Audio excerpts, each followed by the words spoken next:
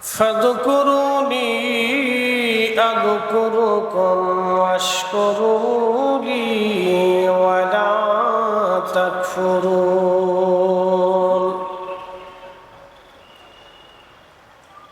يا أيها الذين آمنوا استعينوا بالصبر والصلاة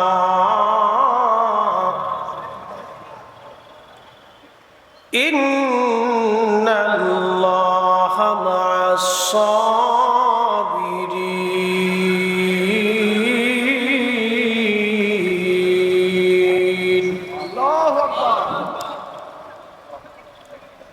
ولا تقولوا لمن يقتل في سبيل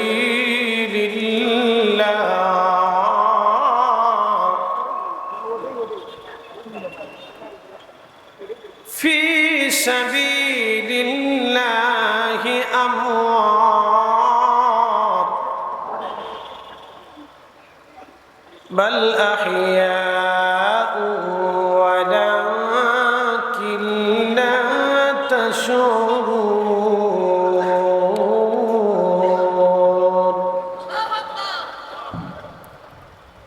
وفي آية أخرى في شأن حبيبه إن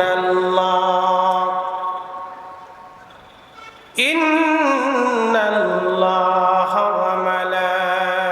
وملائكته يصلون على النبي يا أيها الذين آمنوا صلوا عليه وسلموا تسليما اللهم صل على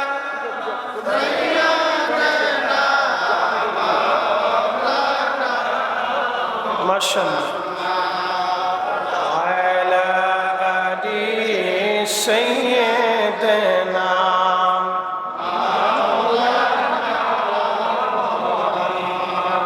বাড়ি বাড়ি করর এমন এ বাড়ি ঘর তোমার না যেই বাড়িতে শৈবার এমন কবর তাহার ঠিকানা আল্লাহুম্মা সাল্লি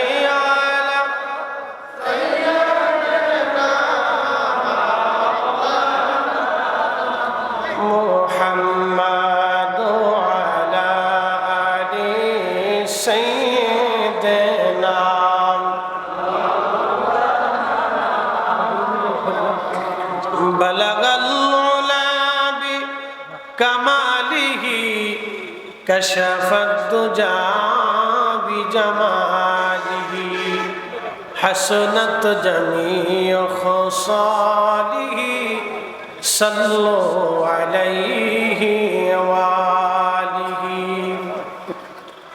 كلمة توحيد عرش لك بامت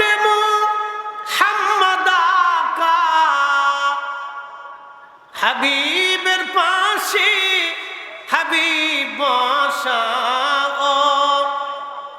বন্ধুর পাশে বন্ধু বসা কালেমাতে আসে প্রমাণ বালাগাল লাবি কামালিহি কাশাফাত তুজা বিজামালিহি حسنت جميع خصاله صلوا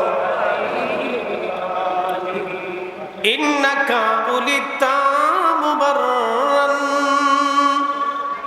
من كل عيب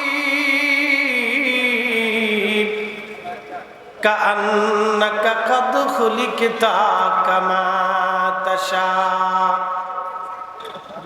إنك ولدت مبرا من কুল্লি আইব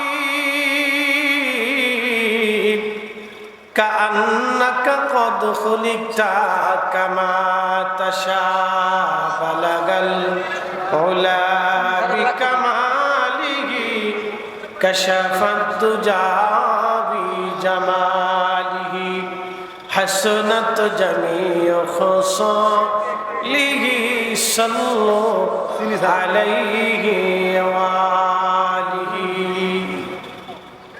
কে আফা तूने मोहम्मद से तू हम तेरे है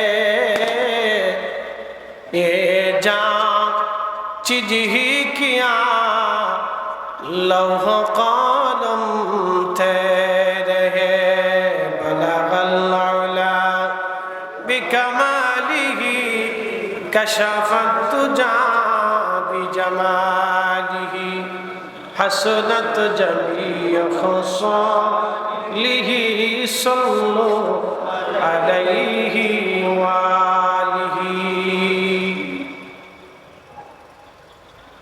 कलिमातुश शुकुर से महान रब्बेर आलिशान আসমানে দরবারে ইলাহিতে বাড়ি থেকে জুদা করে, ঘর থেকে বের করে, ব্যবসা প্রতিষ্ঠান থেকে ফারিক করে, বহু দূর দূরান্ত থেকে পরিশ্রম করে সব কিছু এক পাশে রেখে মহাপবিত্র বিশ্ব উরুস শরীফের দাওয়াতি মিশন মাহফিলে আমার প্রিয় ভাই বোনদেরকে আসার সুযোগ করে দিলেন। এলাকার সকল স্তরের আল্লাহ প্রেমিক, রসুল প্রেমিক, আমার দিনদার ইমানদার মুমিন মুসলমান ভাই বোনদেরকে ঘর থেকে বের করে আল্লাহর বেহেশতের বাগিচা পর্যন্ত আসার সুযোগ যে আল্লাহ আমাদেরকে তৌফিক দিলেন, সেই জন্য মনিবের মহান আসমানে বুলন্দ আওয়াজে আওয়াজ ছেড়ে চিৎকার মেরে একসাথে বলি আলহামদুলিল্লাহ। শুকুর এবং সুজুদ সেই মহান রব্বে করিমের আলিশান আসমানে আদম সফিউল্লাহ আলাইহিস সালাতুস সালাম থেকে ঈসা রুহুল্লাহ আলাইহিস সালাম পর্যন্ত সহিহ ইবনে হিব্বানের পরিভাষাতে 1,24,000 নবী এবং রাসূল। শারহে ফিকুল আকবারের মুসান্নিফ ইমামুল হারামাইন মোল্লা আলী কারি মাক্কি রাহিমাহুল্লাহের পরিভাষাতে 2,24,000 নবী এবং রাসূল। আল্লাহ সমস্ত নবী আলাইহিমুস সালামগণের কোন নবীর উম্মত আপনাকে এবং আমাকে আল্লাহ নির্বাচিত করেন নাই। আল্লাহ নির্বাচিত করেছেন এমন একজন রসুল যিনি সব রসুলদের ইমাম, তিনি সমস্ত রসুলগণের সাইয়্যিদ শিরোতাজ, ইমামুল মুরসালিন, রাহমাতুল লিল আলামিন, সাইয়্যিদুল কাউনাইন ওয়াস সাকালাইন, মেহবুবে আলা, হাউজে কাউসার ওয়ালা, মাকামে মাহমুদ ওয়ালা, নূরে মুজাসসাম, রহমতের নবী, সাহেবে কোরআন, সাহেবে শরীয়ত এবং সাহেবে জান্নাত। প্রিয় রসুলের উম্মত হিসেবে আল্লাহ আপনাকে এবং আমাকে মনোনীত করেছেন, পছন্দ করেছেন, কবুল করেছেন। এই জন্য মনিবের আসমানে আবারও আওয়াজ ছেড়ে জবান খুলে একসাথে বলি আলহামদুলিল্লাহ। প্রিয় উপস্থিতি, আমি মহাগ্রন্থ কালামুল্লাহ শরীফ, আল্লাহর পবিত্র কুদরতের জবান মিশ্রিত বাণী, আল্লাহর কালাম কুরআনুল কারীম থেকে 3টি আয়াত আপনাদের সামনে উপস্থাপন করেছি। লা শাক ওয়া লা রাইবা, যে কথাগুলির মধ্যে কোনোই সন্দেহ নেই, কোনো সংশয় নেই, কোনো ভুল নাই, কোনো ত্রুটি নেই, যেই কথাগুলি শুনতেই মন চায়, সেই মহান মনিব মালিকুল মুলকের কালাম মহাগ্রন্থ পবিত্র কোরআন শরীফ থেকে আমি তিনটি আয়াত আপনাদের সামনে উপস্থাপন করেছি।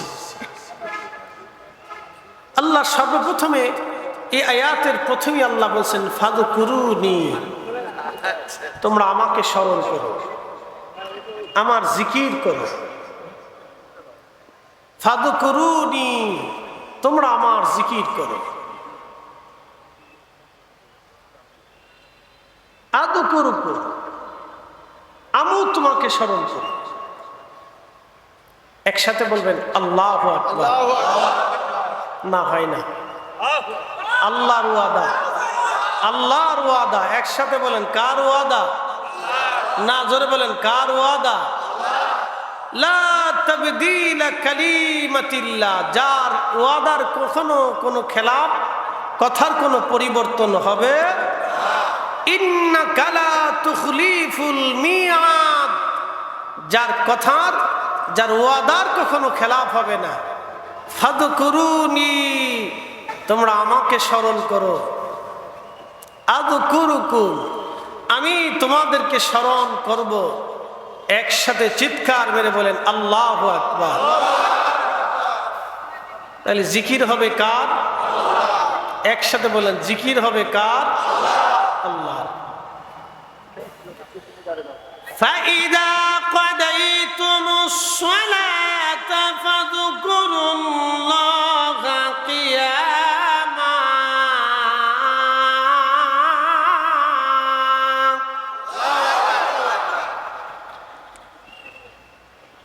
فَإِذَا قَضَيْتُمُ الصَّلَاةَ, নামাজ শেষ করছো, ফাযকুরুল্লাহ, আমি আল্লাহর জিকির করো। قياما وقعودا وعلى جنوبكم, দাঁড়াই রইছো, দাঁড়াই করো। বসে আছো, বসে করো।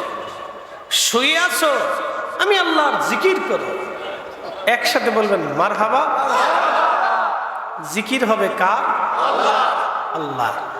আমরাও জিকির করি কার? নামাজও আল্লাহর জিকির। নামাজও কার জিকির? এই মাহফিল এখন জিকির কার? আমরা আল্লাহ আল্লাহ জিকির করি কার? মুনাজাতের সময় আমরা জিকির করি কার? দুরূদ শরীফ পড়ার সময় আমরা জিকির করি কার? কারণ দুরূদ পড়ার প্রথম শব্দে আমরা একটা শব্দ বলি আল্লাহুম্মা সাল্লি আলা সাইয়্যিদিনা। আমার ভাইরা তো বেদাত খুঁজে পায়, আমরা তো ইবাদত তালাশ করে পাই। চশমা পরিবর্তন করতে হবে। আল্লাহুম্মা, হে আল্লাহ, সাল্লি আলা, আমার পক্ষ থেকে তার উপরে দুরূদ পাঠান, সাইয়্যিদিনা, যিনি আমাদের শিরতাজ, যিনি আমাদের সাইয়্যিদ, যিনি আমাদের সরদার, দুজাহানের সরদার। শুধু দুনিয়ার সরদার না, কুল মখলুকের সরদার, তামাম আলমের সরদার, তামাম মুলকের সরদার, তিনি আমাদের নবী। কথা বলেন ঠিক না বেঠিক?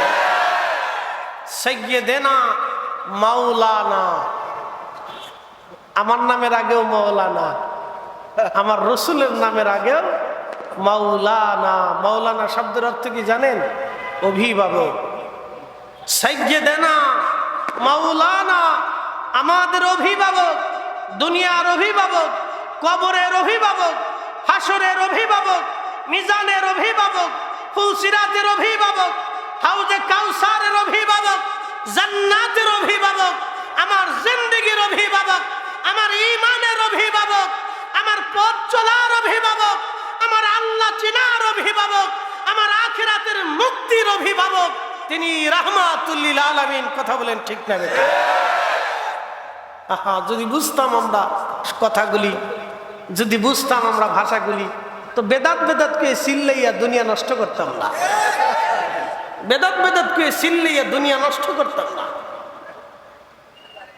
আল্লাহুম্মা সাল্লি আলা সাইয়্যিদিনা মাওলানা মুহাম্মদ ওয়া আলা আলে, এবং তুমি পাঠাও সেই দুরূদ ও সালাম তার আহলের উপরে। কে?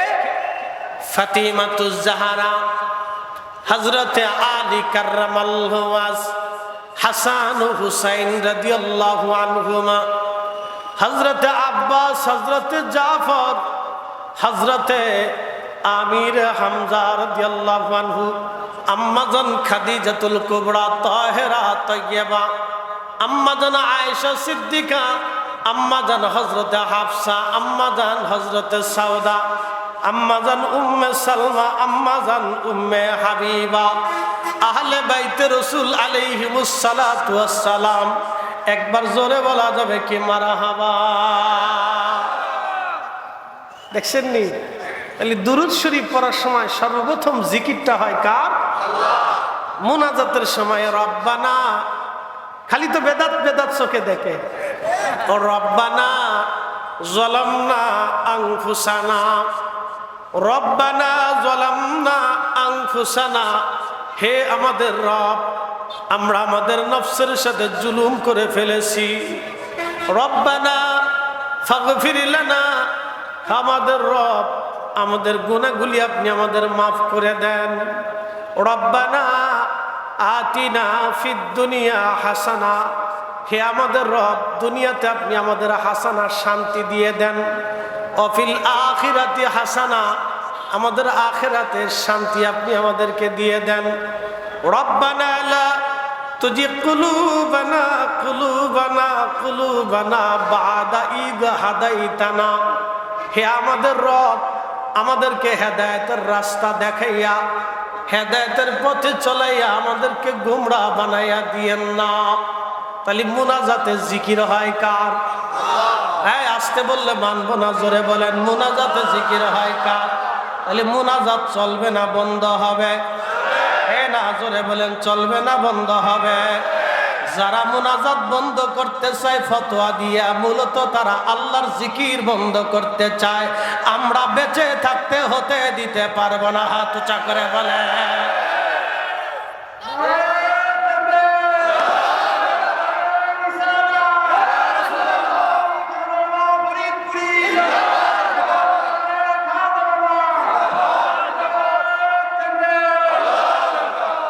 মুনাজাতের আর দলিল লাগবে?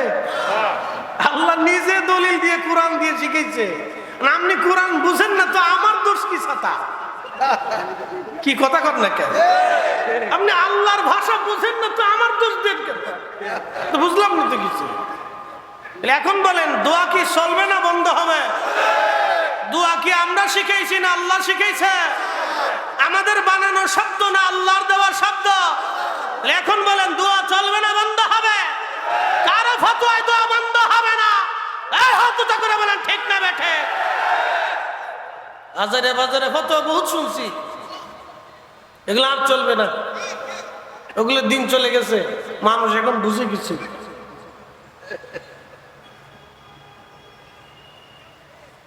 আল্লাহু আকবার। আল্লাহ বললেন, ফাইদা কাদাইতুমুস সালাহ, নামাজ শেষ করছো, ফাযকুরুল্লাহ, আমি আল্লাহর স্মরণে ইয়াদে তুমি মশগুল হয়ে যাও। আল্লাহু আকবার। আল্লাহর কালাম কত চমৎকার, আল্লাহর কথাগুলি কত নির্ভুল, আল্লাহর কথাগুলির কত রহস্য লুকায়িত আছে। আহা, বান্দা যদি বুঝতে পারতো তাহলে। এই জন্য হুজুর কেবলা বলতেন, বাবা হার হামেশা নিজের জিহ্বাকে সিক্ত রাখো। হার হামেশা বুঝছেন, সর্বসময়ের জন্য আল্লাহর জিকিরে, আল্লাহর স্মরণে নিজের জিহ্বাটাকে তুমি সিক্ত রাখতে থাকো, তাহলে তুমি হালাক হবে না, তুমি ধ্বংস হবে না। আল্লাহু আকবার।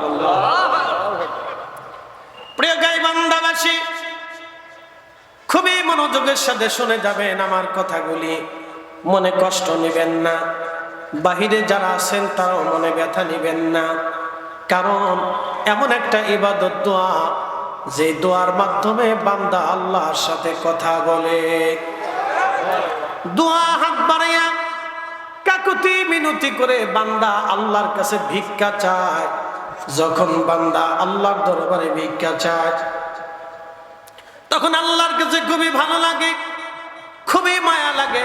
বান্দা যখন চোখের পানি ছেড়ে দেয়, আল্লাহ খুব ভালো লাগে, আল্লাহর মায়া লাগে। কারণ আজাজিল শয়তানকে আমার আল্লাহ বলেছিলেন, উসজুদু লিআদম, তোমরা আদমের দিকে সেজদা দাও। সব ফেরেশতাকে আল্লাহ নির্দেশ দিলেন। ফেরেশতাদের যিনি সর্দার ছিলেন, মুআল্লিমুল মালায়েকা, চ্যান্সেলর অফ মালায়েকা, পৃথিবীর সৃষ্টির ট্রিলিয়ন বিলিয়ন অগণিত অসংখ্য ফেরেশতাদের যিনি সর্দার ছিলেন, তার নাম মিস্টার আজাজিল। যদিও ফেরেশতাদের সর্দার, লকব তার মুআল্লিমুল মালায়েকা, এত বড় দামি ছিল এক সময় সে। আর সে মুআল্লার নিচে, ওই যে আপনার সিদরাতুল মুনতাহার পাশে ইয়াকুত আর জমররত দিয়ে, মণি মুক্তা দিয়ে তার জন্য একটা স্টেজ তৈরি করা ছিল, একটা আসন বানানো ছিল। এই আসনে বসে আজাজিল ওয়াজ করত, আল্লাহর কুদরত এবং আল্লাহর মহত্ব নিয়ে আলোচনা করত। সৃষ্টির কোটি কোটি ফেরেশতারা আজাজিলের সামনে বসে বসে আমার রবের তাওহীদ ও রুবুবিয়তের আলোচনা ফেরেশতারা শুনতে থাকত। কি বুঝলেন আপনারা? মাহফিল শুধু আমরা করি না, মাহফিল আল্লাহ নিজে ফেরেশতাদেরকে করাইছে। একসাথে বলবেন আল্লাহু আকবার। মাহফিল শুধু আমরা করি না, ফেরেশতাদেরকে দিয়ে আমার রব মাহফিল সাজিয়েছেন। আমার রব মাহফিল সাজিয়েছিলেন। ওই সেই মাহফিলের প্রধান বক্তা ছিল মুআল্লিমুল মালায়েকা আজাজিল। এতই সুন্দর আল্লাহর তাওহীদ ও রুবুবিয়তের ওয়াজ করত। তার ওয়াজ শুনে শুনে কোটি কোটি ফেরেশতারা চোখের পানি ফেলে ফেলে কাঁদত, জজবা এসে যেত। আল্লাহর শান মহত্ব যখন আজাজিল ওয়াজের মাধ্যমে বলতে থাকতো, ফেরেশতারা তারা কাঁদতে লাগতো। এত সুন্দর ওয়াজ। আল্লাহ আদম বানাইলেন, ইন্নী জাইলুন ফিল আরদি খলিফা। আল্লাহ বললেন, হে ফেরেশতারা, আমি পৃথিবীতে আমার খলিফা পাঠাবো। খলিফা, আল্লাহ আমাদেরকে খলিফা নির্বাচন করেছেন। আমরা এত বড় খলিফা হইছি, মসজিদের জুতা চুরি করি। এই আস্তে কোন জোরে বলে। আমরা এমন খলিফা হইছি, টুপি মাথায় দিয়ে খাবারে ভেজাল দেই। কি কথা কন না কা? আমরা এমন খলিফা হইছি, মসজিদের জায়নামাজে বসে মিথ্যা কথা বলি।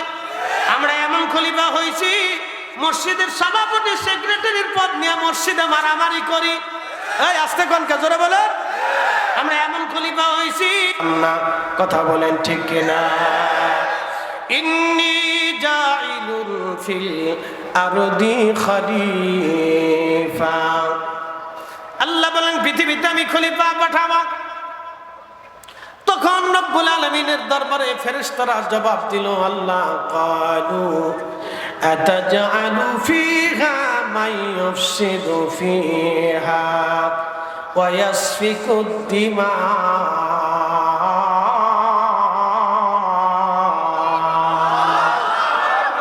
আল্লাহ বানাইলেন কত জাতি,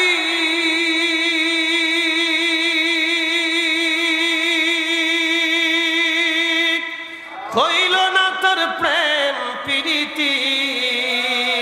আল্লাহ বানাইলেন কত জাতি, হইল না তার প্রেম প্রীতি। অবশেষে মানুষ বানায় প্রেমের কারণে, প্রেমের ডরি বান্ধরে মাদিনার শনে। প্রেমের ডরি বান্ধরে মাদিনার শনে। মানুষ বানাইছে আল্লাহ প্রেমের কারণে। বলেন, মানুষ বানাইছে আল্লাহ প্রেমের কারণে। প্রেমের ডরি বান্ধরে মাদিনার শনে। আল্লাহ জিন বানাইলেন, জিনদের সাথে আল্লাহর প্রেম হয় নাই। মানব জাতির আগে পৃথিবীতে একটা জাতি ছিল জিন। জিন জিন ওয়া খালাকাল জান্না মিন মারিজিন মিন নার। আমি জিন সৃষ্টি করেছি আগুনের শিখা থেকে। গাইবান্ধাবাসী, গোবিন্দগঞ্জের মুসলমান, ভালো করে শুনে যান। আপনি মোমবাতিতে আগুন জ্বালাইলেন, আগুনের উপরে একটা হলুদ আগুন আসে। মোমবাতির উপরে হলুদ আগুন থাকে, এই হলুদ আগুনের উপরে আর একটা আগুন থাকে, সবুজ সবুজ দেখা যায়। এই সবুজ আগুনের উপরে আর একটা ধোঁয়া ধোঁয়া আগুন থাকে। এই ধোঁয়া দিয়ে জিন জাতি তৈরি করা হয়েছে, যার কারণে জিন জাতি দেখা যায় না। যদি সরাসরি আগুন থেকে বানাইতো তাহলে জিনদেরকে আগুনের মতো দেখা যাইতো। যদি সরাসরি আগুনের উপরে যে সবুজ কালারের আগুন আসে, ওই আগুন থেকে বানাইলে সবুজ সবুজ দেখা যাইতো।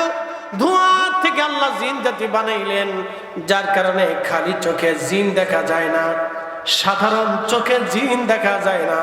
তবে জিন আল্লাহর দুনিয়াতে আছে। যদি জিন অস্বীকার করেন তাহলে আল্লাহর কোরআন অস্বীকার করা হবে। আল্লাহ বললেন ফাবি আইয়ি আনাই রাব্বিকুমা তুকাযিবান।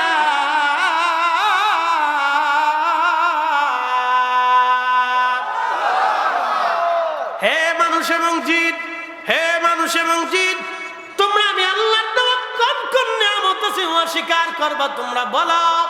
আর আয়াত আল্লাহ ওয়াজ করলেন ইয়া মাশারাল জিন্নি ওয়াল ইনসি ইন ইসতাতাতুম আন তানফুযু মিন আকতারিস সামাওয়াতি ওয়াল আরদি ফানফুযু লা তানফুযুনা ইল্লা বিসুলতান।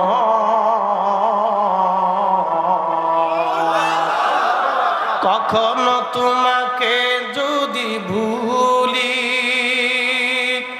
কখনো তোমাকে যদি ভুলি, হেদায়েতের আলো জেনে নিয় কাছে তুলি। কখনো তোমাকে যদি ভুলি, হেদায়েতের আলো জেনে নিয় কাছে তুলি। ঠাই দিও প্রিয়তম ওগো মহিয়ান, তুমি রহমান তুমি মেহেরবান। অন্ধ গাহে না শুধু তোমারি গুণগান, বুঝেও বুঝে না তবু শান, তুমি রহমান তুমি মেহেরবান। জিন এবং মানুষ দুইটা জাতি আল্লাহ সৃষ্টি করেছেন। মানব জাতি সৃষ্টি করার আগে আল্লাহ একটা জাতি বানিয়েছিলেন, এই জাতির নাম জিন। জিন জাতির আদি পিতার নাম তারান্নুস, উপাধি আবুল জিন। জিন্দেগিতে হায়াত পেয়েছিল ৬০,০০০ বছর। সাথে বলবেন আল্লাহু আকবার। না না, আরো জোরে বলেন আল্লাহু আকবার। জিন জাতির আদি পিতা তারান্নুস জিন্দেগিতে হায়াত পেয়েছিল ৬০,০০০ বছর। আমরা বাঁচবো কত হাজার বছর? যারা বলে ৬০ বছরের জিন্দেগি পাইয়া আমরা বিরাট কিছু মনে করে ফেলছি, বিরাট কিছু মনে করে ফেলছি। আরে ৬০ বছরের জিন্দেগির ভিতরে যদি একটা নেতার পদবি পাওয়া যায় তাহলে বুঝতে পারছেন তার ঠেলায় আর গ্রামে থাকা যায় না। বাপরে বাপ, এমন ভাব লয়ে হাঁটে মনে হয় বিরাট বড় দেশের বাদশা হাইটে হাইটে যাইতেছে। শুনে যাবেন, বিশ্ববিখ্যাত খলিফা হারুন আর রশিদ বর্তমানে ইরান, ইরাক, এরপরে আপনার ওমান, ইয়ামান, কাতার, কুয়েত, দুবাই, বাহরাইন, সৌদি আরব, জর্দান, সিরিয়া, লেবানন, লিবিয়া, ফিলিস্তিন, মিশর, Algeria, Nigeria, Tunisia, Sudan, Morocco, পৃথিবীর বিরাট বিরাট একেবারে গ্রিস পর্যন্ত, ওইদিকে তুরস্ক থেকে একবারে রোম পর্যন্ত, এইদিকে একেবারে গ্রিস পর্যন্ত পৃথিবীর বিরাট এক সাম্রাজ্যের খলিফা ছিলেন খলিফা হারুন রশিদ। তার বিবির নাম জুবাইদা। আল্লাহু আকবার। এই মহান মহিলা যদি কখনো হারামে যান, আরাফাতের মাঠে যান, একটা নহর আপনারা পাবেন, নহরে জুবাইদা। মহিলারা ভালো করে শুনে যান, ঢাকার শহরে কোনো বেডির যদি একটা বাড়ির মালিক হয়, তাহলে ওই বেডি খালি কামলা বেডিরে ধরে ধরে ফিডা। এই কথা কর না কে? ভাবরে বাপ, তার ভাবের কোনো শেষ নাই। বিরাট বড় ভাবলে রাস্তা দিয়ে আনে, এত হাইটেন না। মশা মাত্র 2.5 দিন দুনিয়াতে বেঁচে থাকে। কিয়ামতের তুলনায় আমরা মশার চাইতে কম সময় বাসি। তারুজুল মালাইকাতু ওয়ার রূহু ইলাইহি ফি ইয়াউমিন কানা মিকদারুহু 50 আলফা সানা। দুনিয়ার 50,000 বছর, আখিরাতের মাত্র একটা দিন। এই দিন আখিরাতের একটা দিন। দুনিয়ার 50,000 বছর যত বড় হবে, হাসরের ময়দানের একটা দিন তত বড়। আপনার 60 বছরের জিন্দেগি দিয়া হাসরের ময়দানের জিন্দেগির আপনি একটু ভাগ দিয়ে দেখেন। সামান্য সময় দুনিয়াতে বেঁচে থাকে। এই জন্য আমার প্রিয় মুর্শিদ বলতেন, বাবা জীবনটা স্বপ্নের মতো চলে যাচ্ছে।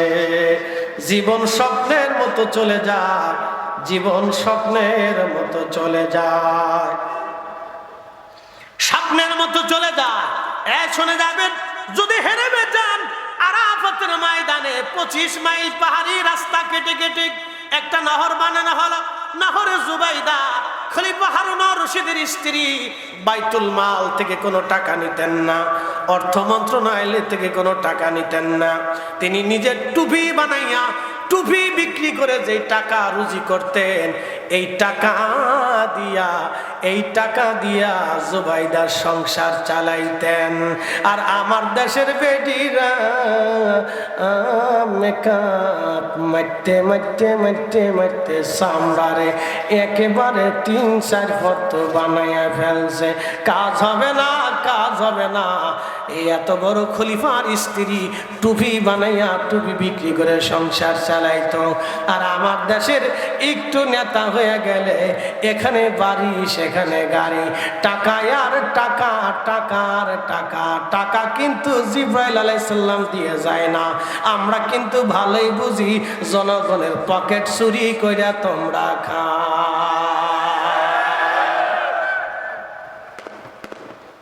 উচিত কথায় মাওই বাজার, গরম বাতে বিলাই বাজার, ডাল বাতে কুটুম বাজার ধরা পড়বে কিন্তু একদিন। মেহেশ্বরের মাঠ, এই রাষ্ট্রের সম্পদকে কেউ যদি 1 টাকা চুরি করে খায়, আল্লাহি বিল্লাহি তাল্লাহি ও আসমানওয়ালার কসম ও জমিনওয়ালার কসম, এই জমিনের মালিকের কসম, হায়াত মৃত্যুওয়ালার কসম করে বলতেছি, কিয়ামতের ময়দানে 18 কোটি মানুষ তার বিরুদ্ধে মামলা করবে। আল্লাহ, আমার হকের টাকা সে চুরি করে খেয়েছিল, আজকে আমার হক বুঝাই দিতে কন, না দেওয়া পর্যন্ত আমি আজকে ছাড়ব না। সেদিন ওই ব্যক্তির মতো গরিব কিয়ামতের ময়দানে আর কেউ হবে না, কারণ 18 কোটি মামলা তার বিরুদ্ধে জমা হয়েছে। কথা বলে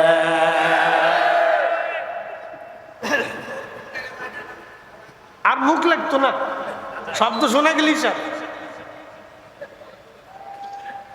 আমার মুখ দেখতে হলে তাহলে এটা সরাই ফেলতে হইবে, আর এটা সরাইলে তাহলে বুঝতে পারতেছেন ওয়াজ চলতে তো বিপদ আছে। সলুক যেমনি আছে, একসাথে বলেন না আল্লাহু আকবার। আমি কি খারাপ বলতেছি? উচিত কথা একটু বলার দরকার। কথা বলে ঠিক কিনা? কিছু হক বলতে হয়, না হলে মহা মুশকিল।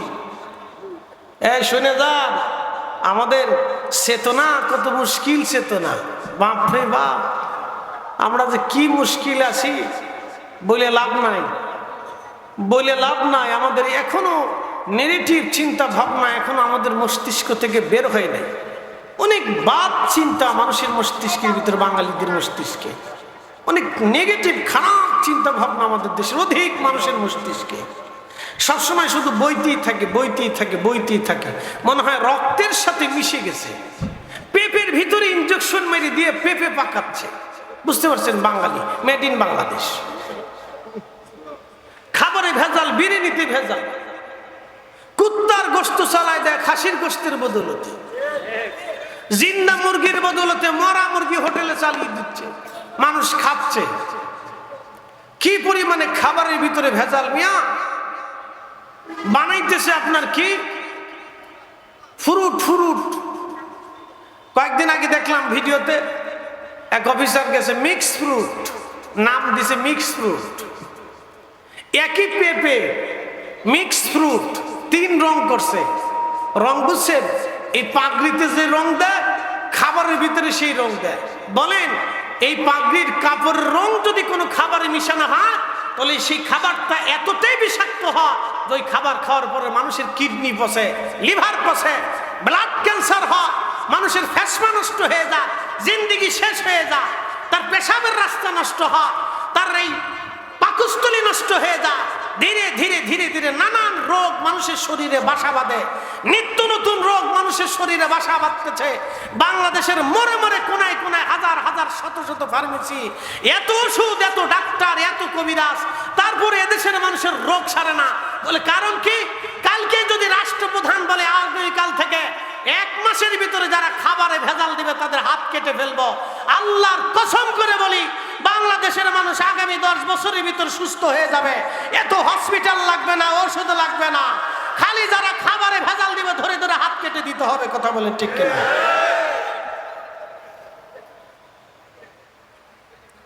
এত কঠিন পরিস্থিতি, বাজে পরিস্থিতি বাংলাদেশ, ভাষায় প্রকাশ করার মতো না।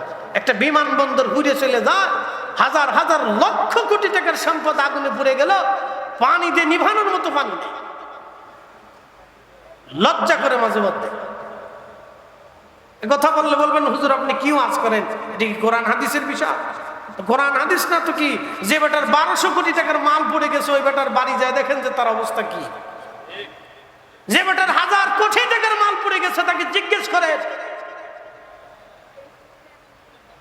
একজনের $1 লক্ষ মূল্যের সম্পদ পুড়ে গেছে, সেই বেটার অবস্থা কি আপনি বুঝেন? অথচ আগুন নিবানোর মতো পানি নেই। একটা বিমানবন্দর মাঝে মধ্যে চিন্তা করি যে কোন দেশে বাঁচছে? এদেশের মানুষের নিরাপত্তা। আপনি চলে যান, আমি মালদ্বীপে গেছি তো বিড়াল সাগরের পারে বিড়াল ঘুরতেছে, তো আমি বিড়াল লয়ে কোলে নিচ্ছি। তো কোলে নেওয়ার পরে আমি বললাম বিড়ালটা সাগরে ফেলে দে। হুজুর এই দেশে বিড়ালও যদি মারেন তো আপনাকে পুলিশে ধরে নিয়ে যাবে, আপনার 14 গোষ্ঠীও ছাড়াইতে পারবে না। যে দেশের মানুষের কাছে একটা বিড়ালের নিরাপত্তা এত হতে পারে তো মানুষের নিরাপত্তা কত? আর আমার দেশের মানুষ দিন দুপুরে খুন করে ফেলাচ্ছে, আশেপাশের মানুষরা দেখে একটু ধরেও না, ছাড়াও না, ফিরেও না। এই কথা কর না, কি পরিস্থিতি! এমন পরিস্থিতি বাংলাদেশে তো ভাষায় প্রকাশ করার মতো না। মানুষের চিন্তা চেতনা এতটাই নেগেটিভ হয়ে গেছে, এত কঠিন পর্যায়ে গেছে তা ভাষায় প্রকাশ করার মতো না। কবে পরিবর্তন আমাদের আসবে আমরা জানি না, অথচ আমরা দাবি করি আমরা মুসলমান। মিয়া মালয়েশিয়াতে যায় দেখেন 100% মুসলমানের 99 জনের মাথার ভিতরে কোনো টুপি নেই। না নাই যান 99 জনের মাথায় কোনো টুপি নেই। আমি মালদ্বীপের ভিল্লা কলেজে মাহফিলে গেছি, মালেতে মাহফিল শেষ করার পরে একটু ঘুরলাম ফিরলাম, ঘুরে ঘুরে দেখলাম মসজিদে ঘুরে ঘুরে দেখি মুসলমানরা নামাজ পড়তেছে কিন্তু মাথায় টুপি নেই। তা বললাম কি ব্যাপার, সুন্নত ছাড়া নামাজ পড়ে? হুজুর টুপি না বললে কি এরা মালে কম দেয় না, খাবারে ভেজাল দেয় না, 2 নম্বরই করে না, একজনে আরেকজনের চাবি দেয় না, বাস দেয় না, ক্ষতি করে না, আরেকজনের বেডি লয়ে ফলায় না, আরেকজনের মানুষ হত্যা করে না, আরেকজনের দোকান নষ্ট করে না, আরেকজনের ব্যবসা নষ্ট করে না। আর বাংলাদেশের মানুষের চিন্তার ভিতরে মগজের ভিতরে খালি গুতাইতে থাকে যে আমি কার ক্ষতি করব, কারে বাস দেব। খালি বাংলাদেশের মানুষের মগজের ভিতরে খালি শয়তানে গুতায়। ওয়াজ করব কি? এদেশে হাজার হাজার ওয়াজ হয়, বাংলাদেশের এক সিজনে যত ওয়াজ হয় সারা পৃথিবীতে এত ওয়াজ হয় না। কি কথা বল না? এক সিজনে বাংলাদেশে যত ওয়াজ হয় সারা পৃথিবীতে এত ওয়াজ হয় না। সারা পৃথিবীতে এত ওয়াজ হয় না, সারা দুনিয়ার কোথাও এত ওয়াজ নেই। পৃথিবীর উন্নত দেশগুলিতে যান, যায় দেখেন ওরা খাওয়ার আগে মদ খায়, খাওয়ার পরে মদ খায়, খাওয়ার ভিতরে মদ খায়, অথচ চুরি করে না, ডাকাতি করে না। জুতা রেখে আসবেন 1 মাস পর্যন্ত জুতা ওইখানে থাকবে, কেউ ধরবে না। আর আমরা বাংলাদেশে বাপরে বাপ, মসজিদের বাক্স ভেঙে টাকা সরে চুরি করে লয়ে যায়। এটি কি কুত্তায় লয় না হনুমানে লয়ে যায়? কেটাই লয় তো মানুষ লয় তো কোন মানুষ নেয়? হিন্দুরা আসে বৌদ্ধরা আছে, খ্রিস্টানরা আছে, তো কারা নেয়? মুসলমানের বেটা নেয়, মুসলমানের ছেলে নেয়। কি কথা কর না কে? হ্যাঁ, মুসলমানই নেয়। এত ওয়াজ করে আমরা কি করতে পারছি? কিচ্ছু পারিনি। এদেশের মানুষের পরিবর্তন হয় না, খালি ওয়াজ শুনেই চলে যায়, না কোনো পরিবর্তন হয় না। অনেক বড় অসুস্থতা আমাদের, অনেক বড় অসুস্থতা। এই জন্য শিক্ষা ব্যবস্থা একেবারে তৃণমূল পর্যায় থেকে লাস্ট পর্যন্ত, মাস্টার্স পর্যন্ত নীতির উপরে আনতে হবে, মানবিকতার উপর আনতে হবে, একেবারে প্র্যাকটিক্যাল শিক্ষার উপর আনতে হবে। আমার দেশের একটা ক্লাস 1-এর বাচ্চা, আমার দেশের ক্লাস 1-এর একটা বাচ্চা, সে স্কুলে যায়, তার মা বই টানতে টানতে মার জান শেষ হয়ে যায়। 5টা 6টা বই, এত বই দিয়ে ওই ক্লাস 1-এর বাচ্চারা কি পড়াইতো? হ্যাঁ, ক্লাস 1-এর বাচ্চারা শিখিয়ে দেবে রাস্তা কেমনে পার হয়, মানুষের সাথে কিভাবে আচরণ করতে হয়, ভিক্ষুক আসলে তার সাথে কিভাবে কথা বলতে হবে, আদান প্রদান কেমনে করতে হবে, মিথ্যা বলা যাবে না, সকলখুরি করা যাবে না, কাউরে ঠকানো যাবে না, বড়দের সাথে সুন্দর আচরণ করতে হবে। এই শিক্ষা ব্যবস্থা আমাদের দেশে নাই, আছে খালি আওলা জাওলা, পড়াচ্ছে তো পড়াচ্ছে, মা বই টানতে টানতে সকালবেলা তো দুপুর পর্যন্ত মা বসে থাকে। বেটিরা যখন এক জায়গায় 10-15 জন বসে থাকে, বাপরে বাপ, দুনিয়ার এমন ক্যাসাল, আমি নাম দিছি বিবিসি নিউজ, ব্যাটারি ছাড়া, ব্যাটারি ছাড়া বিবিসি নিউজ।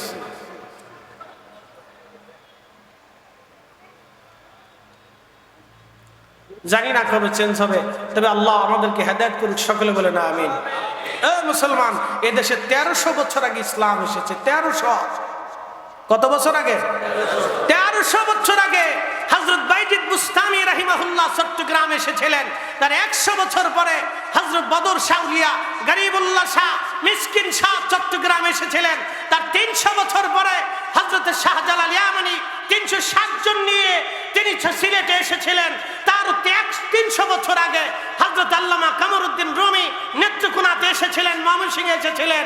তারও 100 বছর পরে হুজুর মহিউদ্দিন আব্দুল কাদের জিলানীর নাতি সন্তান, তিনি সিরাজগঞ্জে এসেছিলেন, বগুড়াতে এসেছিলেন, রাজশাহীতে এসেছিলেন। পৃথিবীর যে স্থানে ওলিরা গিয়েছে আল্লাহ সেখানে কালেমা পাঠিয়েছে, যেখানে ওলিরা গেছে সেখানে কালেমা গেছে। আমি সেই মালয়েশিয়ার মালাক্কা সাগরের প্রণালীর দ্বীপের ভিতরে হুজুর মহিউদ্দিন আব্দুল কাদের জিলানীর সন্তান সুলতানুল আরিফিন ইসমাইল হাক্কি, ইসমাইল বুগদাদি আল হাসান আল হুসাইনের মাজার জিয়ারত করে এসেছি। একটা সাগরের দ্বীপের ভিতরে বসে বসে মালয়েশিয়া, ইন্দোনেশিয়া, ব্রুনাইতে কালেমার বীজ তারা বপন করেছিলেন। হযরত ইব্রাহিম ইস্কান্দারি রাহিমাহুল্লাহর হাতে মালদ্বীপে একদিনে হাজার হাজার মানুষ কালেমা পড়ে মুসলমান হয়েছিল। এই মুসলমানরা গাইবান্দাবাসী, ওলিদেরকে আল্লাহ যেখানে পাঠিয়েছে, ওলিদের সাথে আল্লাহ ইসলাম পাঠিয়েছে, কালেমা পাঠিয়েছে। কথা বলে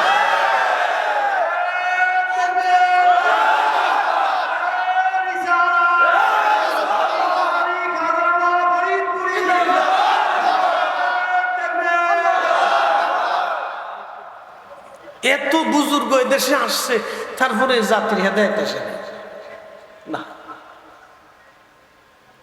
না জাতির হেদায়েত আসে। বলে হুজুর কেমনে বললেন? এদেশে তবলিগ আলারা নসিহত করে মানুষকে বুঝায়।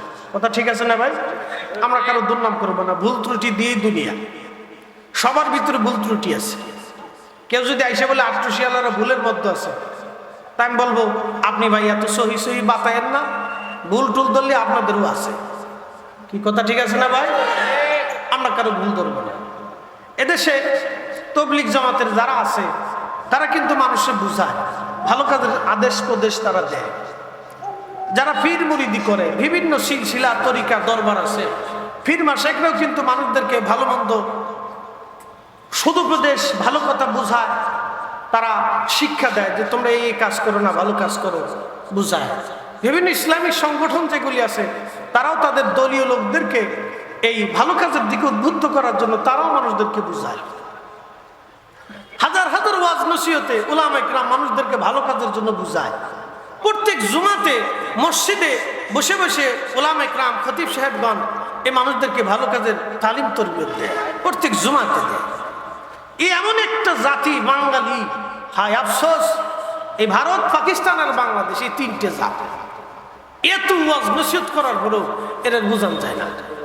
এই ওয়াজ শুনে মান কিছু পাইতে দাঁড়ায় দাঁড়ায় বিড়ি টানে, এই ওয়াজ নসিহত শুনে ওই মান কিছু খারে সেন্ডা খুলে শ্যালো মেশিন স্টার্ট করে দিচ্ছে, ঠাস করে মেরে দিচ্ছে। হ্যাঁ, এই ওয়াজ নসিহত শুনি ওই মাঠের ভিতরে যে বাথরুম করে। কত অসুস্থ নেগেটিভ চিন্তা এখনো মানুষের মস্তিষ্কে কিন্তু যাই নাই। আপনি ভাবতে থাকেন কত পিছিয়ে পড়ে আছি আমরা, কত পিছিয়ে পড়ে আছি। এখন আমরা অনেক পিছিয়ে পড়ে আছি বলে কারণ কি, আমাদের বাস্তবিক শিক্ষার অনেক বড় অভাব। এই অভাবের কারণে আমরা অনেক পিছিয়ে পড়ে আছি। আমাদের এই চিন্তা চেতনা চেঞ্জ করিয়ে আমাদেরকে হকের দিকে আসতে হবে, কোরআন এবং সুন্নাহর দিকে আসতে হবে। আল্লাহ তৌফিক দিক। সকলে বলে না আমি। কষ্ট হচ্ছে আপনাদের? একসাথে জোরে বলেন তো আল্লাহু আকবার। জিকির হবে কার? একসাথে বলেন কার? সূর্য কার আইনে চলে? পৃথিবী কার আইনে চলে? সাগরের জোয়ার ভাটা কার আইনে চলে? চাঁদের গতি পরিবর্তন কার আইনে হয়? সূর্যের তাপমাত্রার পরিবর্তন কার বিধানে হয়? এই পৃথিবীর বাংলাদেশের আবহাওয়ার পরিবর্তন কার বিধানে হয়? একই ছাদের নিচে, একই আসমানের নিচে বাংলাদেশ 6টা ঋতু, একই আসমানের নিচে মালদ্বীপ সারা জিন্দেগিতে একটা ঋতু, একই ছাদের নিচে মালয়েশিয়া একই ঋতু, একই ছাদের নিচে সৌদি আরব প্রচন্ড গরম, আবার প্রচন্ড উত্তাপে মানুষ হিমশিম খায়। একই ছাদের নিচে আবার আপনি চলে যান ইউরোপে, প্রচন্ড ঠান্ডায় মাইনাস ডিগ্রিতে এসে মানুষের ঠান্ডায় শরীর হাত পা হিম হয়ে আসে। একই পৃথিবীতে একটা দেশ নরওয়ে 3 মাস পর্যন্ত সূর্যের চেহারা দেখা যায় না এবং 3 মাস পর্যন্ত সূর্য ডুবেই না। একসাথে বলবেন আল্লাহু আকবার। না আমি বুঝাই দিছি, আরো জোরে বলে বুঝাই আরো জোরে বলে। মালিককে, মালিককে। সূর্যের উত্থান পতন কার? এই যে আল্লাহ। الشمس والقمر بحسبان والنجم والشجر يسجدان।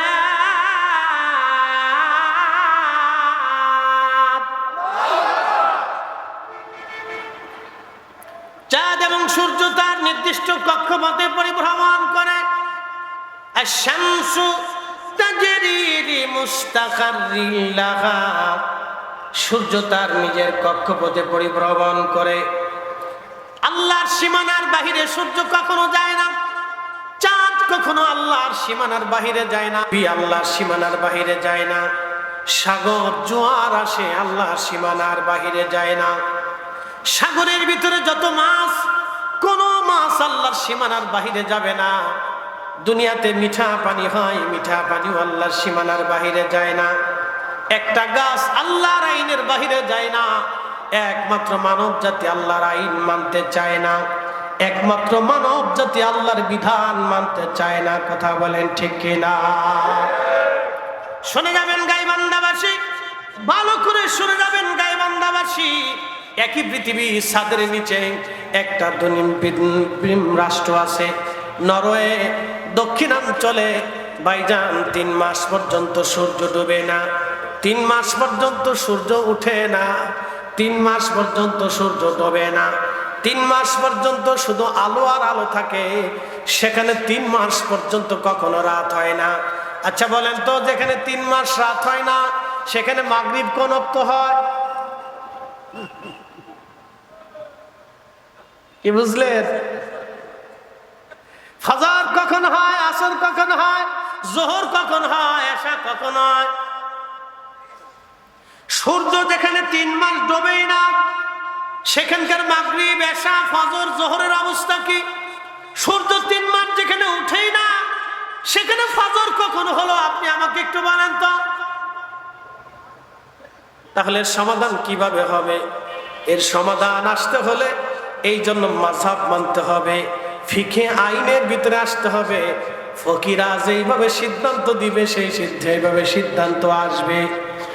এই মাসালা বুঝতে হলে ফিকহের সবকের ভিতরে আসতে হবে, ফিকহের উসুলের ভিতরে আসতে হবে। এই উসুলে যদি আপনি না আসেন তাহলে এই মাসালার সমাধান কোনোদিনও দেওয়া সম্ভব হবে না। কথা বলেন ঠিক কিনা? এই জন্য পৃথিবীর অধিক মুসলমান মাযহাব মানে। একসাথে বলবেন আল্লাহু আকবার। কি মানে? মাযহাব হচ্ছে একটা প্রেসক্রিপশন। মাযহাব হচ্ছে একটা প্রেসক্রিপশন, ভালো করে বুঝে যাবেন। আপনি গোবিন্দগঞ্জের একজন ডক্টরের কাছে গেছেন, ভালো একজন হার্ট বিশেষজ্ঞ ডক্টরের কাছে চলে গেছে। যাওয়ার পরে বললেন, স্যার আপনি আমাকে একটু চেক আপ করে দেখেন, বুকের ভিতরে ব্যথা ট্যাথা করে, এই বড় বড় শব্দ করে, কি হয় না হয়, অল্পতেই হাঁপাই যায়। তো উনি চেক আপ করার পরে দেখলেন তার হার্টের সমস্যা। তো এবার উনি বললেন, ঠিক আছে আপনি তো আমার রুগী, তো আচ্ছা ঠিক আছে, তাহলে আপনি এক কাজ করেন, আমাদের বই টই আছে, এগুলি দেখে টেকে পড়ে টরে আপনি আপনার মতো ওষুধ কিনে খান গে। আচ্ছা বলেন তো এই রুগীর হালত কি হবে? ও মরবে না বাঁচবে? ও বিপদ না? রুগী যদি নিজে নিজে বই পড়ে ডাক্তারি বিদ্যা শিখে, যদি নিজে নিজে শিখে নিজে নিজেই প্রেসক্রিপশন তৈরি করে, তাহলে বলে বুঝতে হবে ওই রুগী শেষ। তো ঠিক কোরআন সুন্নাহর মহাসাগরে কোন ব্যক্তি যদি বলে যে আমি কোনো মাযহাব মানি না, কোরআন হাদিসই আমার জন্য যথেষ্ট, তাহলে আপনি নিজে নিজে একা একা কোরআন হাদিস বুঝতে যাইয়া আপনি মহাসাগরের ভিতরে সাঁতার কাটতেই থাকবেন, জীবনে কোনোদিন কুল কিনারা খুঁজে পাবেন না। কারণ আপনি চালান রিক্সা, আপনি চালান দিন মজুরি করেন, আপনি জেনারেল শিক্ষিত, আপনি প্রফেসর, আপনি অধ্যক্ষ, ভাবলাম আপনি শাইখুল হাদিস। তো কি শাইখুল হাদিস হয়েছেন? আগের যুগের বড় বড় শাইখুল হাদিসরা 1 লক্ষ হাদিসের হাফেজ না হলে তাকে হাফিজুল হাদিস বুঝতো না, এবং তাদের দর্শে এরকম ছাত্র ছাড়া বসাইতই না। আর আপনি হিসাব করলে তো আমাদের দেশে শাইখুল হাদিস যারা আছে তারা ওই সমস্ত মুহাদ্দিসদের দর্শের উপযুক্ত কোনো ছাত্রই হওয়ার যোগ্যতা নাই। তাহলে সেই জমানার বড় বড় মুহাদ্দিস হাফিজুল হাদিসরা মাযহাব ফলো করে, আইম্মায়ে কিরামের ডিসিশনকে ফলো করেছে। এমনকি ইমাম বুখারীর মতো হাফিজুল হাদিস, যিনি 10 লক্ষ হাদিসের হাফিজ ছিলেন, ইমামুল মুহাদ্দিসিন যাকে বলা হয়, আমিরুল মুমিনিনা ফিল হাদিস যাকে বলা হয়, হাদিসের জগতের আমিরুল মুমিনিন যাকে বলা হয়, তিনি পর্যন্ত বুখারী শরীফে নিজের সিদ্ধান্ত না দিয়ে ইনি হযরত ইমাম আবু ইদ্রিস আশ-শাফিঈ রাহিমাহুল্লাহর সিদ্ধান্ত লিখতে যায় লিখেছেন, ক্বালা ইমামুশ শাফিঈ, ক্বালা ইমামুশ শাফিঈ, ক্বালা ইমামুশ শাফিঈ। নিজে নিজে প্রেসক্রিপশন তৈরি করেন নাই, উনি ইমাম শাফিঈর প্রেসক্রিপশন মেনেছে। এই জন্য আমরা যারা হানাফি আছি, আমরা নিজেরা প্রেসক্রিপশন তৈরি করি না। আমরা কোরআন হাদিস বুঝতে হলে আমাদের মাযহাবের আইম্মায়ে কিরামের সিদ্ধান্ত অনুযায়ী কোরআন হাদিস বুঝি, কথা বলে ঠিক না? আমরা রয়েছি বেদাতি বানাইতে, বাতাস লাগতো না, আমরা রয়েছি বেদাতি বানাইতে। যত ফাগলের আমদানি দেশের ভিতরে, হ্যাঁ যত ফাগলের আমদানি দেশের ভিতরে।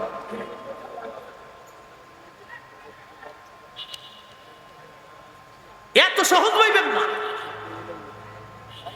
6 আয়াত পড়ে যদি মুফাসসির কোরআন হওয়া যেত, তাহলে আগের যুগের বড় বড় মুফাসসিররা 30 পারা 40 পারা করে কোরআনের তাফসীর লিখতো না।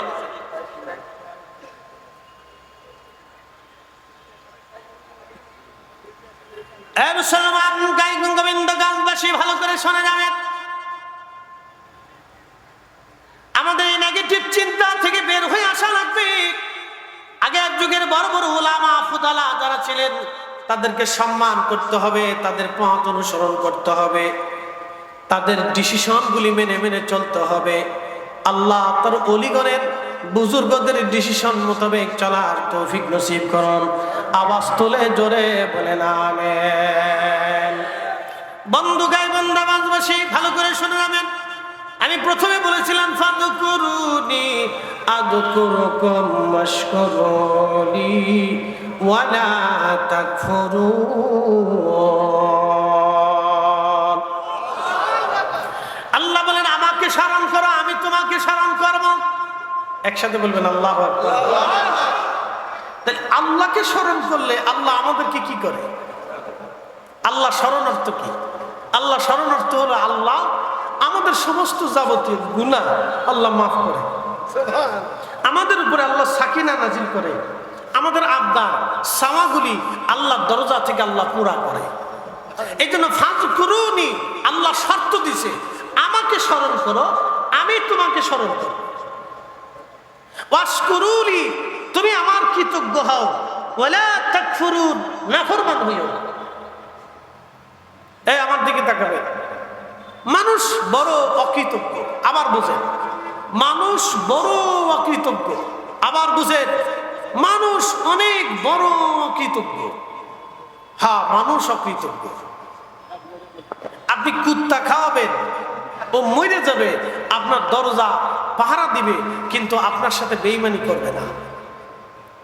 সন্তানের পিছনে একটা বাবা 25 বছর পরিশ্রম করে, শেষ পর্যন্ত এই সন্তান বাবা মার সাথে বেঈমানি করে। কথা ঠিক আছে না ভাই? এই সন্তান বাবা মার সাথে বেঈমানি করে। একটা মা সন্তানের পিছনে 40 বছর পরিশ্রম করে, শেষ পর্যন্ত এই সন্তান বাবা মাকে বৃদ্ধাশ্রমে পাঠায়। এটা মানুষ অনেক বড় অকৃতজ্ঞ।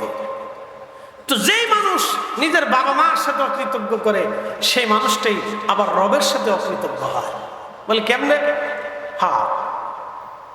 আল্লাহ রাব্বুল আলামিন খোদার ঘর মসজিদ থেকে আযান দিল, হাইয়া আলাস সালাহ,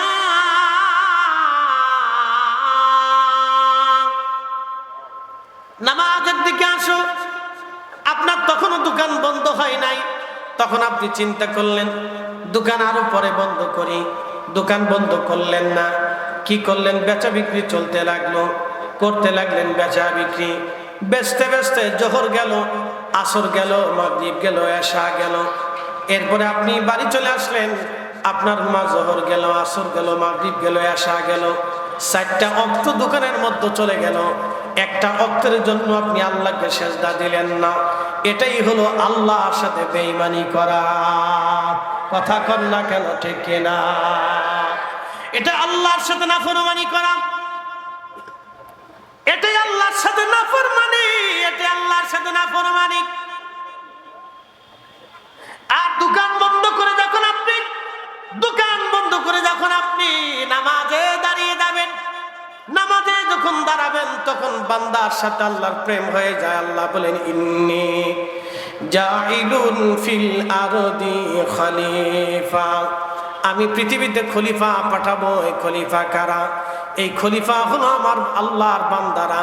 আমরা আল্লাহর খলিফা হতে পারি নাই, আমরা শয়তানের খলিফা হয়েছি, আল্লাহর খলিফা আমরা হতে পারি নাই। আল্লাহর খলিফা কে হয়েছিল? হুজুর মহিউদ্দিন আব্দুল কাদের জিলানী। ছোট্টকালেও মিথ্যা কথা বলে নাই, তিনি আল্লাহর খলিফা। ওনার আব্বাজান হযরত আবু সালেহ মুসা রহিমাহুল্লাহ একটা ফল খেয়ে ফেলেছিলেন মালিকের অনুমতি ছাড়া। সেই ফলটা খাওয়ার পরে তিনি নদীর পাড় দিয়ে হেঁটে হেঁটে হেঁটে হেঁটে যাইয়া তিনি মালিকের কাছ থেকে ক্ষমা চেয়েছিলেন। 12টা বছর তিনি পরিশ্রম করেছিলেন ক্ষমার জন্য। এরা হচ্ছেন খলিফা, আল্লাহর খলিফা।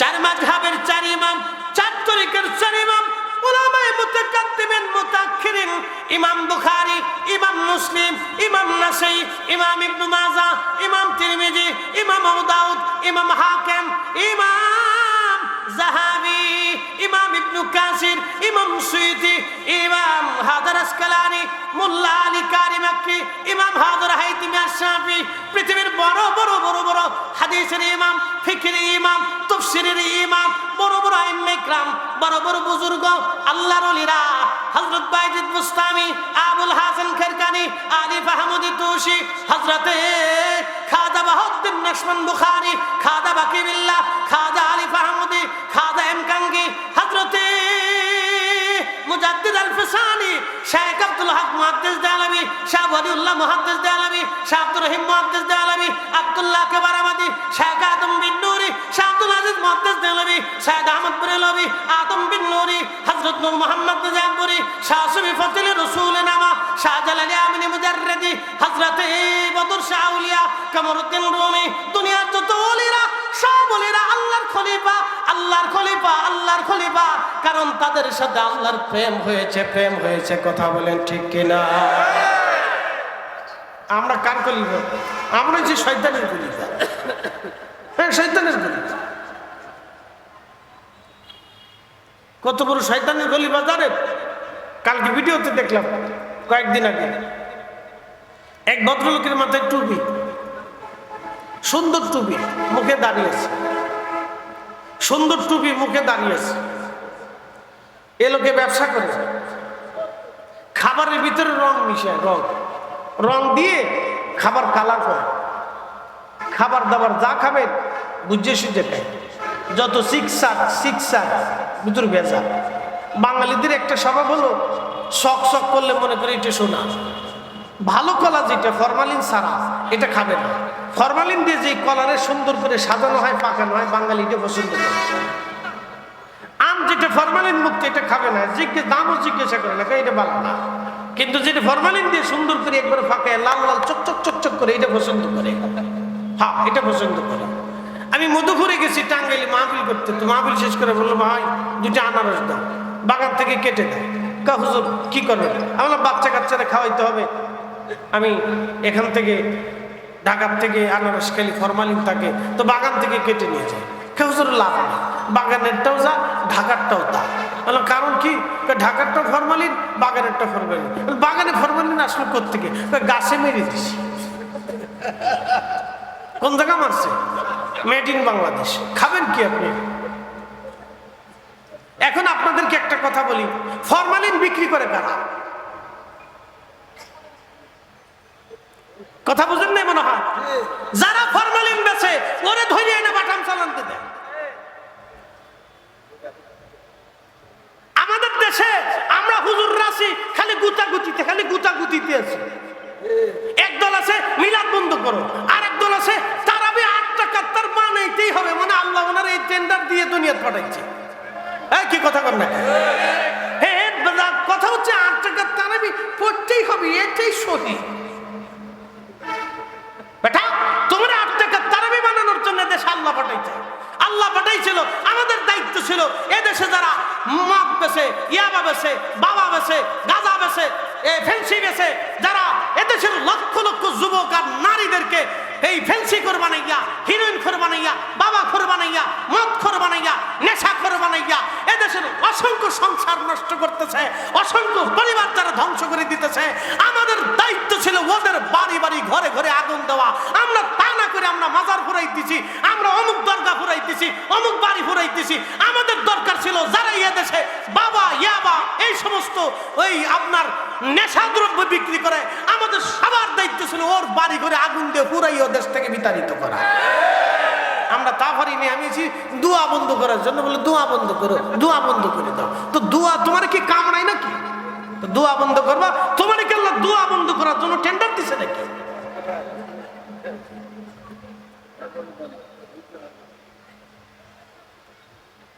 কষ্ট দিচ্ছে আপনাদের? উচিত কথার ভাব নাই। হ্যাঁ, উচিত কথার ভাব নাই। আল্লাহ এই জন্য আমরা আলেমদেরকে পাঠাইছে না। আল্লাহ কোরআনে বলছেন ইন্নাল্লাহ, আমি রাব অবশ্যই ইয়ামুরু বিল আদল, তোমাদেরকে নির্দেশ দিচ্ছি তোমরা পৃথিবীতে ইনসাফ প্রতিষ্ঠিত করবে। একসাথে বলবেন আল্লাহু আকবার। কি প্রতিষ্ঠিত করবে? না জোরে বলে, হ্যাঁ হয় না, আরো জোরে বলে, আরো জোরে বলে, আরো জোরে বলে। কোরআন 40 বছর নাজিল হয়েছিল। কোরআন 40 বছর বয়সে কোরআন এসেছিল আমার রাসূলের দরবারে। 40 বছর পর্যন্ত আল্লাহ রাসূলের কি কাজ ছিল জানেন?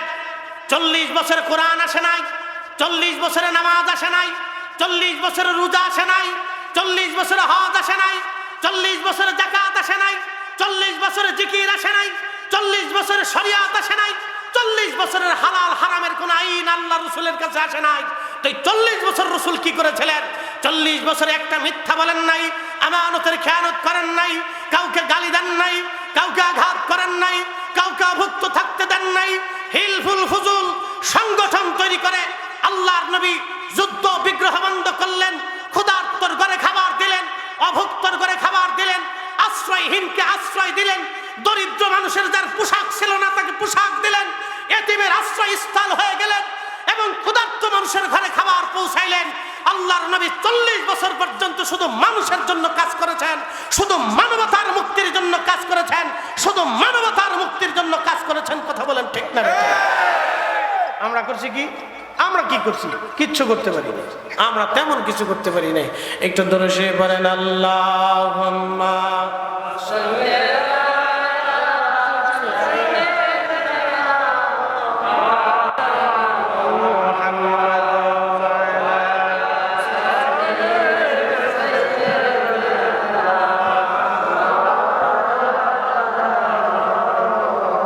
হয় না, আরো জবান খুলে আল্লাহুম্মা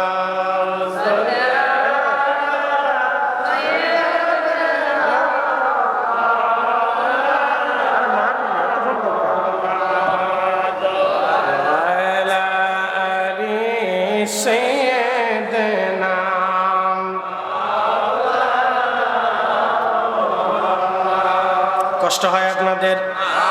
জোরে বলেন। ওয়াজ করলে কি লাভ, শুনলে কি লাভ? লাভ হবে তার আমলে, আমলেও লাভ হবে না নবী প্রেম না থাকলে দিলে। নবী প্রেম থাকলে দিলে লাভ হবে কম, আমলে সুপারিশ করবে নবী রোজ হাসরের ময়দানে। জ্ঞানী যারা বুঝে তারা শুধু ইশারা নাদানের বুঝাইতে পারে আছে কে কোথায়। জ্ঞানীর মতো জ্ঞানী হলে অল্প কথাই বুঝে, কচুর মতো কচু হলে অল্প জালে সিজে। গাইবান্ধাবাসী 40টা বছর আল্লাহ নবীজি মিথ্যা বলেন নাই। তিনি এমন একটা জীবন্ত ব্যাংক ছিলেন।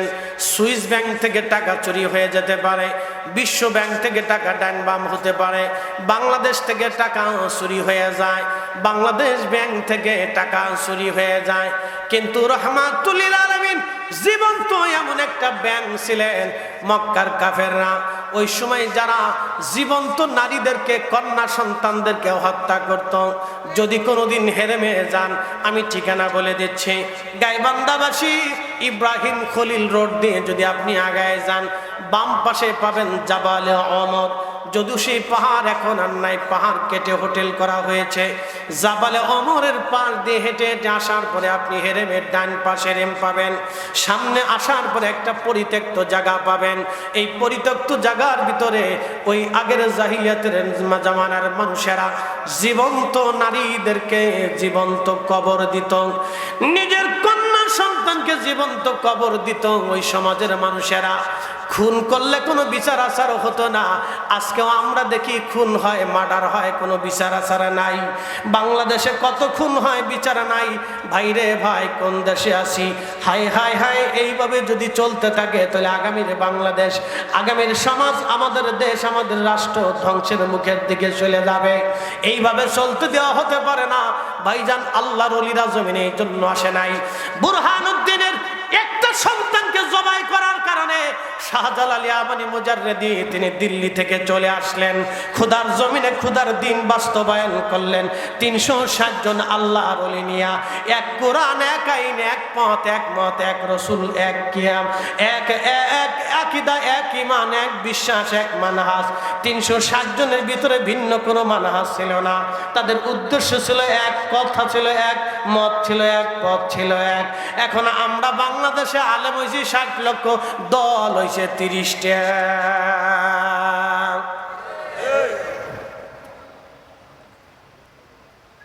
30টা হয়েছে, বাপরে বাপ, কত দল হয়েছে। ভালো করে শুনে যাবেন, বুরহানুদ্দিন রহিমাহুল্লাহর সন্তান থেকে কুরবানি করার কারণে, জমায়েত দেওয়ার কারণে, জুলুম করার কারণে গোর গোবিন্দের পতন হয়ে গেল। রাজা পৃথ্বীরাজ খাজা বাবা আজমিরি রাহিমাহুল্লাহর সাথে বেঈমানি করার কারণে তার পতন হয়ে গেল। পৃথ্বীরাজ যখন জুলুম শুরু করল, পতন হয়ে গেল।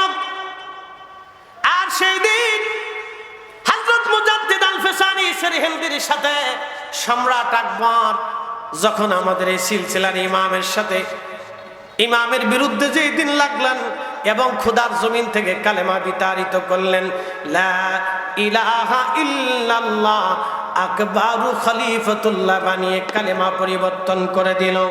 সেই দিন আমাদের এই সিলসিলার ইমাম মুজাদ্দিদ আল ফিসানি সেরহিন্দি বললেন, না আকবর রে, তোমার এই বানানো ধর্ম আল্লাহর জমিনে চলবে না। আল্লাহ আমাকে পাঠিয়েছেন খোদার জমিনে খোদার দিন বাস্তবায়ন করার জন্য। একসাথে আওয়াজ তুলে বলা যাবে কে মারহাবা। সেই দিন যদি সেরহিন্দের ইমাম, সেরহিন্দের ইমাম, সেই দিন যদি এই সিলসিলার ইমাম মুজাদ্দিদ সাইয়েদুনা হযরত ওমর রাদিয়াল্লাহু আনহুর কলিজার ধন, রক্তের বংশধর আওলাদ শেখ আহমদ সেরহিন্দি ফারুকি। সেই দিন যদি সম্রাট জাহাঙ্গীরের সিংহের কাছার ভিতরে ক্ষুধার্ত সিংহের সামনে যাই নামাজ বিছিয়ে নামাজ পড়তে না পারতেন, তাহলে আজকের এই কালেমা আপনাদের হয়তো নসিব হতো না। কালেমা পরিবর্তন হয়ে যাইত, ইসলাম পরিবর্তন হয়ে যাইত, দিন পরিবর্তন হয়ে যাইত। আল্লাহর জমিনে আল্লাহর দিন বাস্তবায়ন করার জন্য হযরত মুজাদ্দিদ আল ফুসানিকে আল্লাহ পাঠিয়েছিলেন। আমরা সেই সিলসিলার রুহানি আওলাদ। কথা বলেন ঠিক না বেঠে? মিসকিনাম দরে গাহাত সুফার মায়ে নজর বারে বহা লম্হাম নজর ফরমা কে খাকে পা এ মিসকিনাম মুজাদ্দিদ আল ফুসানি মান মুজাদ্দিদ আল ফুসানি মান। বুঝতে অসুবিধা? ইতিহাস বুঝলেন না, ইতিহাস বুঝলেন না, ইতিহাস বললে বিপদ আছে। ইসলাম মুসলমান সুফিন ইকরাম আর ইকরামের কাছে এতটাই নিরাপদ ছিল যে আল্লাহ তাদেরকে দিয়ে দুনিয়াতে দিন বাস্তবায়ন করেছিলেন। একসাথে বলবেন না মারহাবা? না হয় না, আর একটু জোরে বলবেন। কি বিশ্বাস হয় না আপনাদের? পৃথিবী ঘুরে ঘুরে দেখেন, তাম পৃথিবী ঘুরে ঘুরে দেখেন, তাম দুনিয়া ঘুরে ঘুরে দেখেন। আমার দিকে দেখেন, ভারতীয় উপমহাদেশে 800 বছর মুসলমানরা শাসন করছে, সালতানাত মুঘল। আপনি বলেন তো এই ভারতীয় উপমহাদেশের ভিতরে মুঘল সাম্রাজ্য নবাবী আমলে সালতানাতি আমলে কোন বাদশাটা ন্যায় পরায়ণ ছিল? আমরা দেখা কোন বাদশার চরিত্র সুন্দর ছিল আমাকে দেখা। কোন বাদশা ন্যায়ের উপরে প্রতিষ্ঠিত ছিল আমাকে একটু দেখা। কোন বাদশা মূলত দিন প্রতিষ্ঠিত করার জন্য এসেছিল আমাকে একটু দেখান। আপনি ইতিহাস থেকে আমাকে দেখান। 800 বছর ধরে দিনের খেদমত কারা করলো আপনি একটু বুঝেন তো, আমাকে দেখান। দেখেন আপনি সারা এই মুঘল আমল দেখান, সালতানাত আমল দেখান, নবাবী আমল দেখান, ব্রিটিশ আমল দেখান, পাকিস্তান পিরিয়ড দেখান, বাংলাদেশ পিরিয়ড দেখান, আমাকে দেখান। এই যে এখন বাংলাদেশের জন্ম হয়েছে 1971 আগে আমরা ছিলাম পাকিস্তানের আগে ছিলাম ব্রিটিশের আগে ছিলাম নবাবী, এরপরে আগে ছিলাম সালতানাত, এরপরে মুঘল। এই যে সালতানাতি মুঘলি, এরপরে বিভিন্ন রাজবংশ, এই বংশ সেই বংশ, হিন্দু শাসন, এই শাসন সেই শাসন, যত শাসন দুনিয়াতে এই উপমহাদেশে 800 বছর 900 বছর ধরে চলতেছে। বলেন কোন রাজা আল্লাহর দিন বাস্তবায়নের জন্য দেশে যুদ্ধ করছে? আমার একটু দেখান একজন দেখান যে যেই রাজা যেই বেটা নারী লোভী ছিল না, আমার একটু দেখান।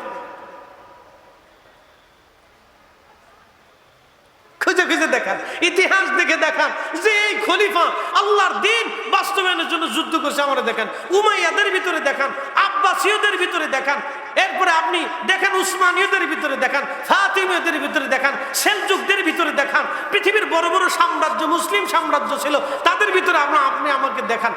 খাওয়ারিজম সম্প্রদায়ের সাম্রাজ্যের ভিতরে আপনি আমাকে দেখান। পৃথিবীতে মুসলিমদের অনেকগুলি সাম্রাজ্য গেছে, একটা ফাতিমীয়, উসমানীয়, এর আব্বাসীয়, এরপরে আপনার কি বলে উমাইয়া, এরপরে গেছে আপনার মুঘল সালতানাত নবাবী, এরপরে আপনার সেলজুক, এরপরে আপনার ছিল খাওয়ারিজম, আরো বহু সাম্রাজ্য পৃথিবীতে গেছে। কে কালেমা প্রতিষ্ঠিত করার জন্য যুদ্ধ করছে আমাকে একটু দেখান। সবাই লোভী ছিল, কেউ নারী লোভী ছিল, কেউ ক্ষমতার লোভী ছিল, কেউ টাকা পয়সার লোভী ছিল। তো মূলত কালেমা মানুষের কাছে কারা পৌঁছাইলো? আরে কালেমা তো আল্লাহর ওলিরা পৌঁছাইছে। সত্যকে অস্বীকার করবেন কিভাবে? খাজা বাবা আজমিরি রাহিমাহুল্লাহ সেই দিন যদি কালেমার দাওয়াত না দিতেন, উনার এক কালেমার দাওয়াতে, এক জবানের ওয়াজে, সেই দিন এত মিডিয়া ছিল না, পত্র পত্রিকা ছিল না, সেমিনার ছিল না। আমরা এখন আসছি, আপনারা হাজার হাজার মানুষের সামনে কথা বলতেছি, এত মাইক ছিল না, মিডিয়া ছিল না, ইউটিউব ছিল না, চ্যানেল ছিল না, পত্র পত্রিকা ছিল না, ফেসবুক ছিল না, কোনো কিছু কিচ্ছু ছিল না।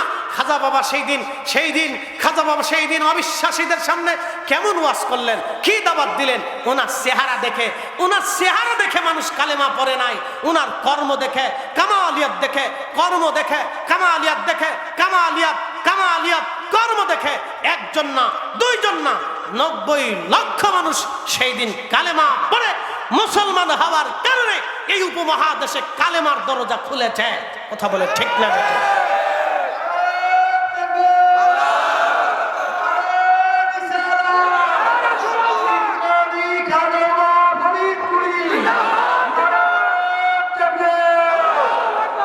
আমাকে দেখান, ইতিহাস থেকে দেখান কোন সাম্রাজ্যের কোন রাজা আল্লাহর জমিনে আল্লাহর দ্বীন বাস্তবায়ন করার জন্য যুদ্ধ করছে। আমাকে দেখান কয়জন রাজা ছিল।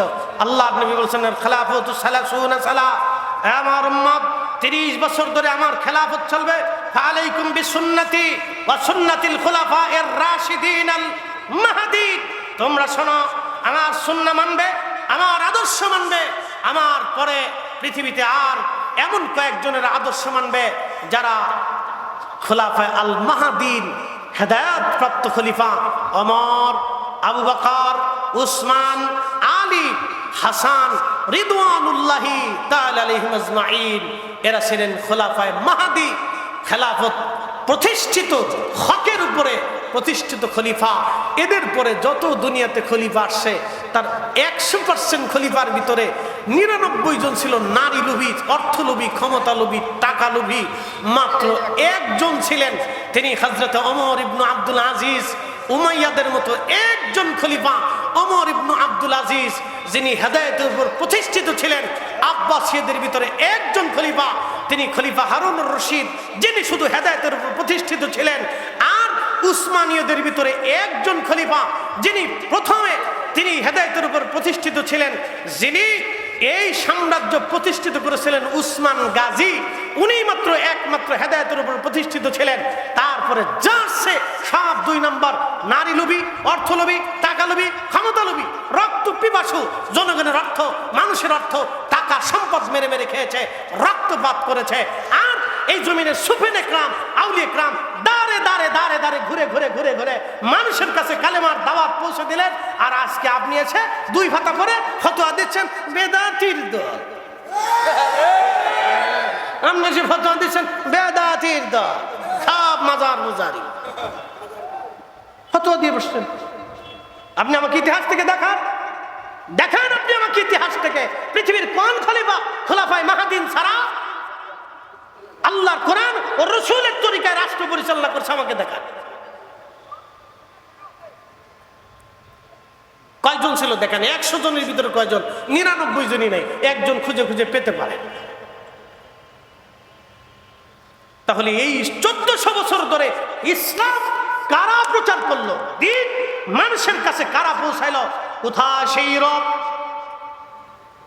কোথায় চেচনিয়া, বসনিয়া, হার্জেগোভিনা, আজারবাইজান, কোথায় সেই আফ্রিকার দুর্গম পাহাড়ি, দুর্গম সেই জঙ্গলের ভিতরে কালেমা কারা পৌঁছাইলো? সাহাবায়ে কেরামের পরে আপনি একটু খুঁজে খুঁজে দেখেন। সাহাবায়ে কেরামের পরে কালেমা এই দুর্ভেদ্য অঞ্চলগুলিতে কারা পৌঁছে দিল? আপনি একটু খুঁজে খুঁজে খুঁজে খুঁজে দেখেন। অবদান আপনি হিসাব করলে পেয়ে যাবেন। এই সব অবদান আউলিয়া কেরামের অবদান। কথা বলেন ঠিক না বেঠিক? অস্বীকার করার কোনো রাস্তা আপনি অস্বীকার করতে পারবেন না। রাজা বাচ্চা না আসছে, যুদ্ধ জয় করছে, রাজ্য নিয়েছে। এই কারো 30 জন 40 জন দাসী বাদী ছিল, বউ ছিল, কুড়ি সুন্দরী মেয়ে দেখলে বিয়ে করতো, নাহলে ধরে নিয়ে আসতো, ধর্ষণ করতো, আনন্দ ফুর্তি করতো।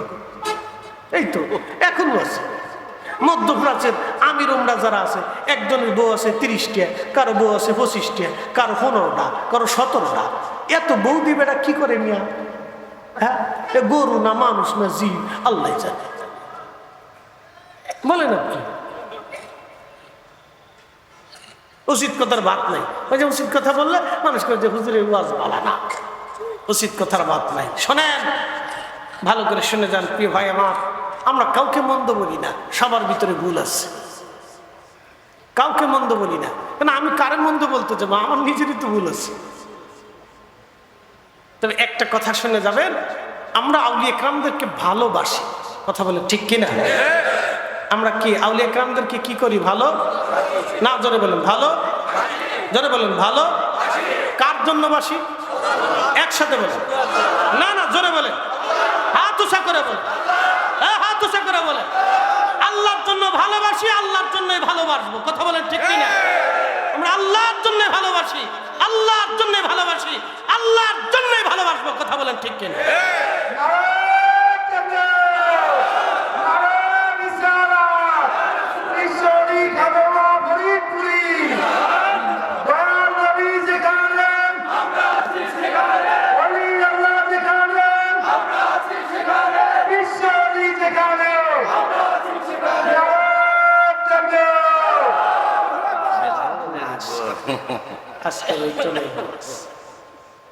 শেষ।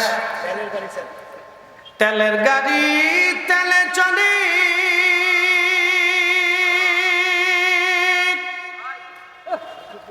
হাওয়ার গাড়ি হাওয়ায় উড়ে, বিনা তেলে চালাই গাড়ি নবী সুলাইমান। আমরা সেই মুসলমান, আমরা সেই মুসলমান। বাইরে ইতিহাস ভুলবেন না, ইতিহাসকে অস্বীকার করেন না। আমি আপনাকে ছোট্ট করে বুঝাইলাম, বহু সাম্রাজ্যের নাম বললাম, বলছি 100 জনের ভিতরে 99 জন, 100 জনের ভিতরে 99 জন